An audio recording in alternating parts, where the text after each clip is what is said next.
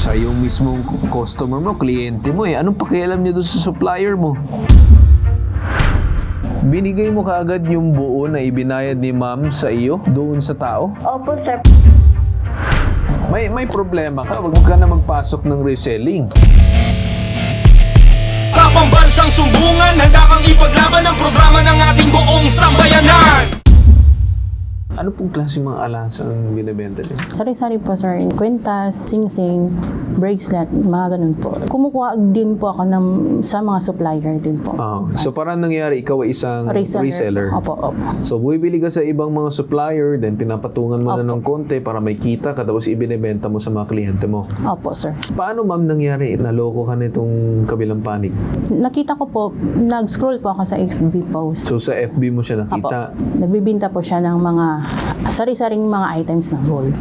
Okay. So nakita mo yung mga gold items na binibenta sa Facebook, na inganyo ka, Opo. kaya nag-order ka. Opo. Nag-inquire po ako kung magkano po yung mga per gram or magkano po yung presyo sa kanila po. Anong naging sagot nitong kabilang panig? Sabi po ng kabila ay 4 weeks to... So, ang nangyari is, nakita mo sa Facebook, may message mo sa Facebook, ang sinabi sa'yo is within how long bago dumating yung produkto? 4 weeks or 1 month po. Ngayon, itong produkto ay manggagaling saan? Saudi po. Sa Saudi. Opo. Ikaw, nasaan ka nung time na yun? Nasa Saudi din po. Oh, pero saan mo siya ipapadala? Dito po sa Pilipinas. Dito sa Pilipinas. Opo. Magkano ang total na nabayad mo na ilabas mo? Bali, 136,000. 136,000 ang nailabas nyo. Opo. Marami ba yung produkto na pinag-uusapan natin?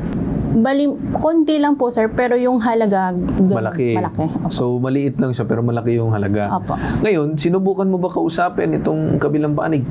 Actually, sir, yes po. Anong sabi niya?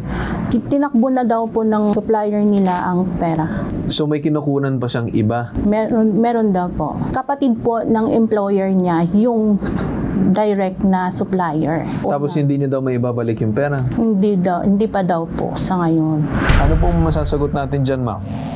Bali po, sir, yung yung mga alas na po yun is yung kinukuha po namin sa kaibigan ko po na si GC Cordovero po.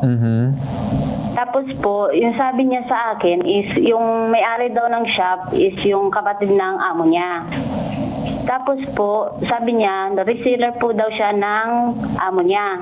Kaya po nagtiwala po ako na kumuha sa kanya hanggang po nagtiwala din po si Ma'am Richelle sa akin.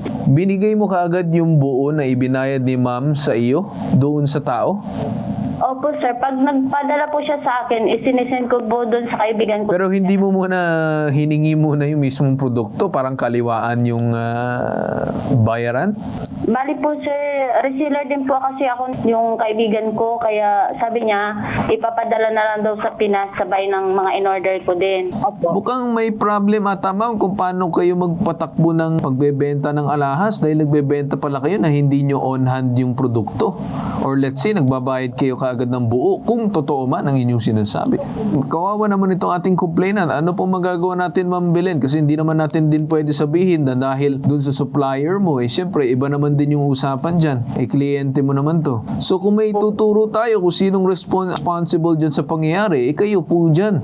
Kayo po yung dapat habulin ni Ma'am Rizal kasi siya yung mismong customer mo, kliyente mo eh. Anong pakialam niya dun sa supplier mo? Gano'n ko nang katagal nagbebenta ng mga alahas? First time lang po namin, sir, ni Ma'am Richelle na nag-reseller doon sa kaibigan namin na si GC po. So, parehas pa kayong baguhan umano sa pagbebenta ng alahas. Opo. Kasi ma'am, ang kinakabahala ko lang dito, no, pare-parehas kayong kulang sa kaalaman sa pagbebenta, may ipit kayo dyan, pera yung pinag-uusapan dito. Oo nga po, sir. Yes, I understand na kayong dalawa magpa-file ng case, but then again, kung tutuusin mo, ikaw ma'am yung responsible sa kanya. Yung tao na kinuhanan mo, iba naman yung usapan dun kasi parang internal yun between you and the said supplier. Hindi between the supplier and itong si Ma'am Rizal. Kung may dapat kagampanan na responsibilidad kung kanino babagsak, nasa inyo po ma'am. Kasi ibig sabihin, nagkulang ka doon sa parte ng pag-check and pagbe-verify kung talagang lihiti mo ang tao, darating ba talaga ang produkto, kung gusto mo talaga malinis ang pangalan mo, hindi ka matatawag na scammer, kailangan mo mamayusin to. Kasi syempre, si Ma'am Rizal, may mga kliyente din siya na ganun din ang kakalaman kalabasan sa kanya. Siya din yung iipitin, siya din yung posibleng kasuhan. Mukhang lumilitaw na parehas nasa parehas na sitwasyon. Ikaw, may mga kliyente ka, hindi mo na-vet yung supplier mo, may problema ka. Para naging domino effect kayo, ma'am. Mukhang may problema kung paano nyo ginagawa yung reselling nyo dito. Baka mamaya hindi nyo pinag-iisipan na maayos ang pagpapasok bilang isang reseller. Di ba? Yes po. Kasi malaking halaga ang pinag-uusapan dyan, hindi biro yung pinag-uusapan. Nagbebenta kayo ng mga alahas. Kung ako, for example, magbebenta man ng alahas, manghihingi lang ako ng, let's say, initial down payment, which is barely 10% lang siguro ng cost muna. Then, pag once nakuha na yung product, then, babayaran na ng buo. Di ba po ba? Yes po. Hindi mo ba ginawa yun nung time na kinuha mo yung product? Yung policy po kasi nila, sir, is payment first, sir. Payment ng buo. Opo. Yes. Belen, nandiyan ka ba? Opo, sir. O Belen, mukhang may problema tayo kung paano kayo mag-transact ng business. Mukhang hinihingi nyo ata yung buo. Wala pang kapalit na produkto. Yung ano doon, sir, yung kaibigan ko kasi, sabi niya, hindi daw maipapadala yung Yeah, so ibig sabihin nun, ma'am, may problema ka. Huwag ka na magpasok ng reselling. Kasi kung ikaw magre-reseller, tapos wala kang sarili mong puhunan na pang umano'y doon sa kailangan bayaran sa supplier mo, kahit konti lang muna, kailangan ninyo pare-parehas kayo. Mukhang marami kayong mga OFW na nagre-reseller. Wala nang problema mag-reseller, but more on, medyo mag-iingat po tayo regarding dyan sa mga reseller na pinagkukuhanan natin. Tama po yung binabanggit nyo at napakaganda po niyan, mag-ingat. Kasi sa mundo po natin ngayon, kay mundo ng mga Pilipino na nasa Pilipinas o mundo ng mga Pilipino nasa labas ng bansa, uso na po itong ganitong uri ng estilo at itong ganitong uri ng pagkuha ng pera ng kapwa. Una po, ang problema nito pong nasa ating himpilan.